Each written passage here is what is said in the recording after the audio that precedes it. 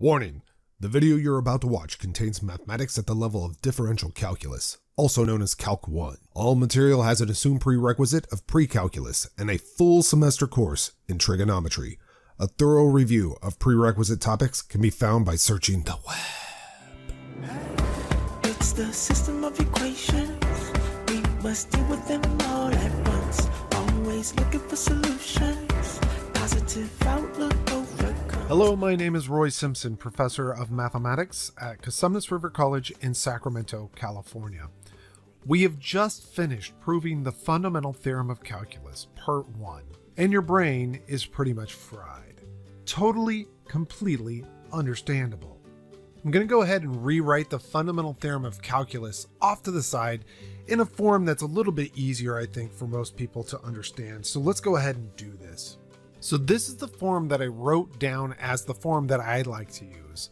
And I really think it's a very nice, all-encompassing form for the fundamental theorem of calculus, part 1. It just lets us know that the derivative with respect to x of an integral, it almost undoes it completely. It's not that it totally erases. They don't like completely erase each other like that. It doesn't work like that.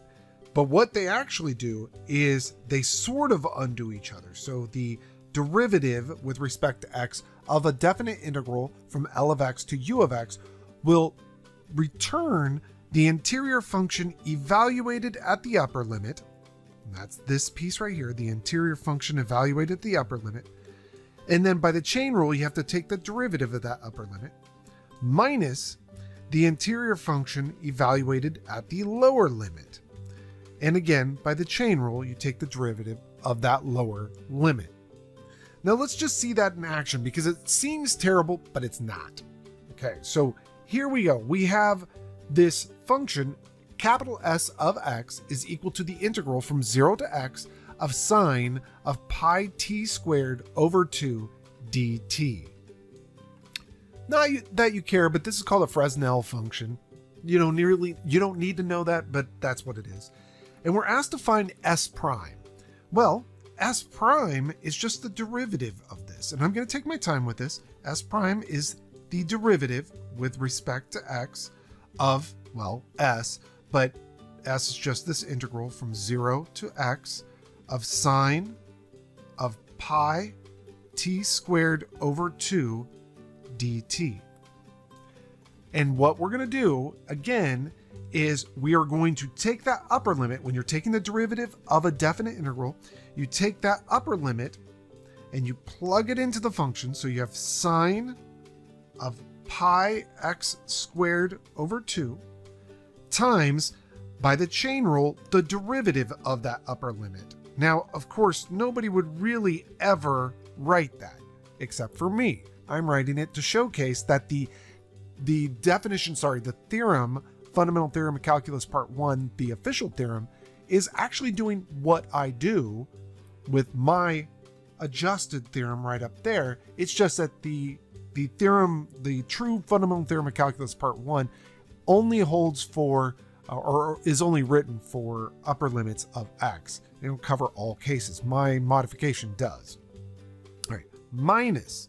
Now we're going to take the lower limit and plug it into this. Sine of pi times 0 squared over 2 times, by the chain rule, the derivative of that lower limit with respect to x. But that lower limit's a constant. It's 0.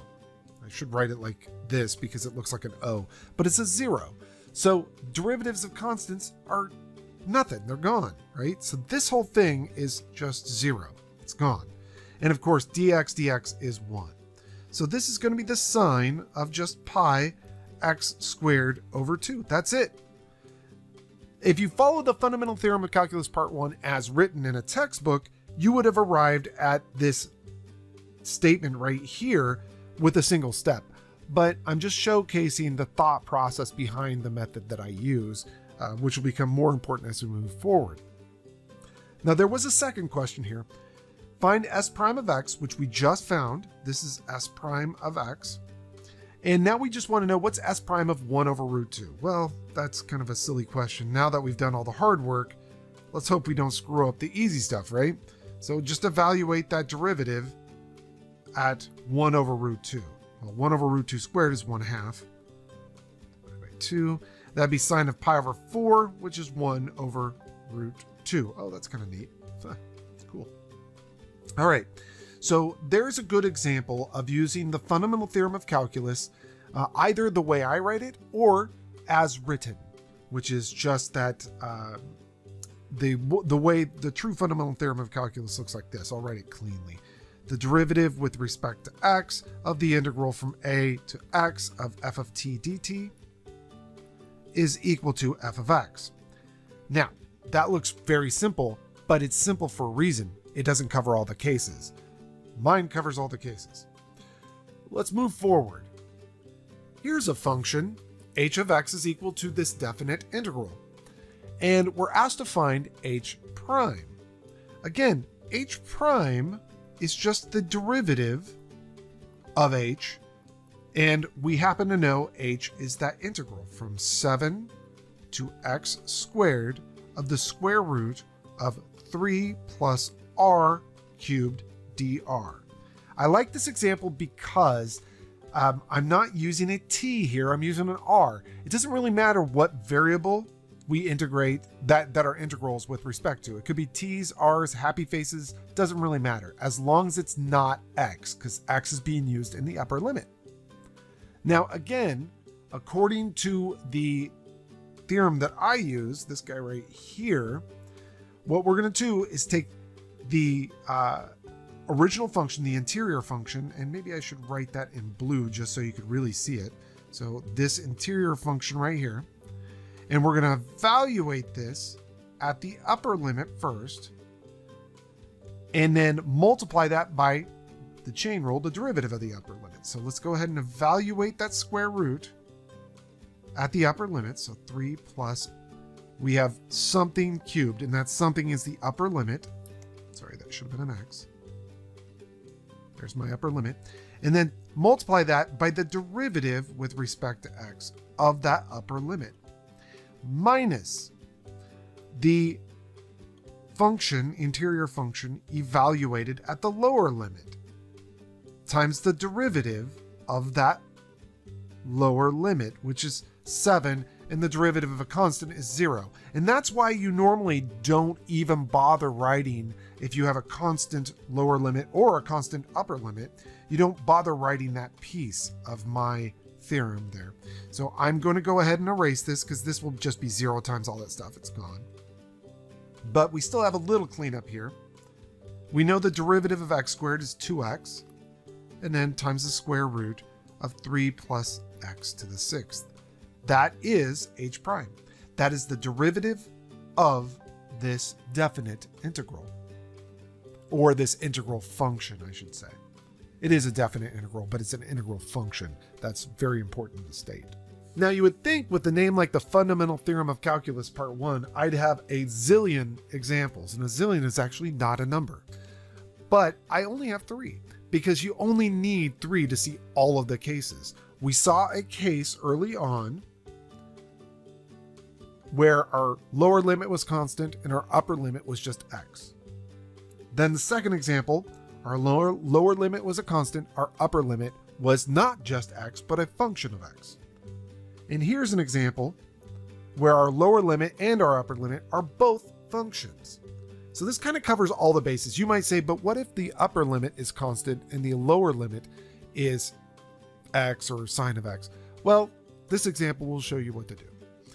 It's basically all the examples have shown you what to do, but it all comes down to using this formula right here. Okay. So I'm going to go ahead and say, find the derivative of this function. Great. Y prime is equal to, let me go ahead and write that in here.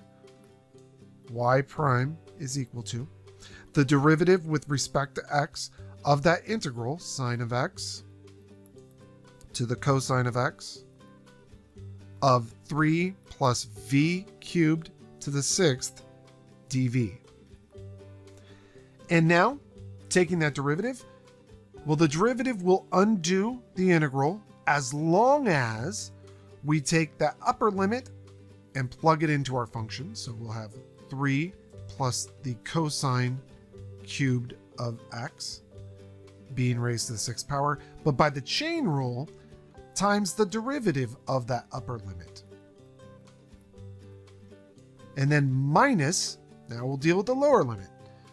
Take that lower limit and plug it in. 3 plus sine cubed of x raised to the 6th times, by the chain rule, the derivative with respect to x of the sine of x. There you go. Now, obviously, we're not done. We can take those derivatives and not really clean things up, but at least we can take those derivatives, right?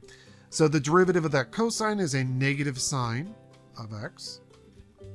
And we have this 3 plus cosine cubed of x.